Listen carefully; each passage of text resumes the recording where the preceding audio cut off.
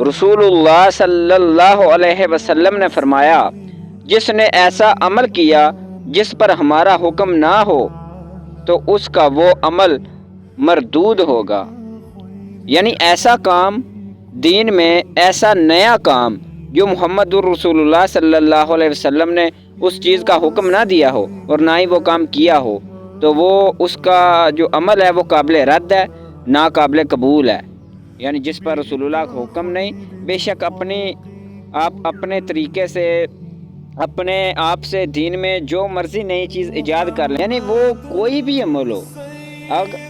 अगर आप अपनी तरफ से एक तरीका ईजाद कर रहे हैं और आप साथ में ये कह रहे हैं कि इस्लाम में इसके ना होने का हुक्म तो नहीं है ना, इसलिए हम कर रहे हैं, यानी इसकी आप दलील ये पेश कर रहे हैं कि इसके ना होने का हुक्म तो नहीं है ना, यानी इसका करना गलत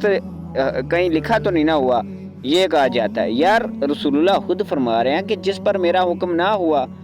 यानी कोई भी ऐसा काम अगर आप नया शुरू कर देते हैं दीन में, तो वो जिस पर रसूलुल्लाह का हुक्म नहीं है, आप जितनी मर्जी बातें कह लें कि इसके ना होने का हुक्म तो नहीं आया, तो वो नाकाबिल मरदूद ही होगा, वो काम गलत ही होगा, क्योंकि उस पर रसूलुल्लाह का हुक्म नहीं और ना ही वो काम रसूलुल्लाह ने किया। यार सादी सी बात है, यार वो काम अगर ठीक होता तो रसूलुल्लाह करते, रसूलुल्लाह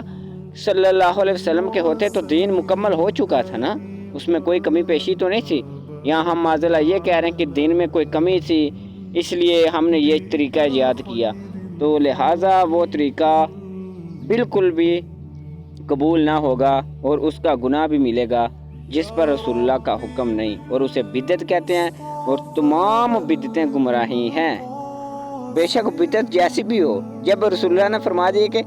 सारी बिदअतें, बिदअत है ही गलत, बेशक आप उसे अच्छी बिदअत बनाएं या वो कोई अच्छा तरीका हो, बुरा हो, ठीक है वो बिदअत, तो बिदअत गुमराही है और गुमराही जहन्नम में लेके जाने वाली है।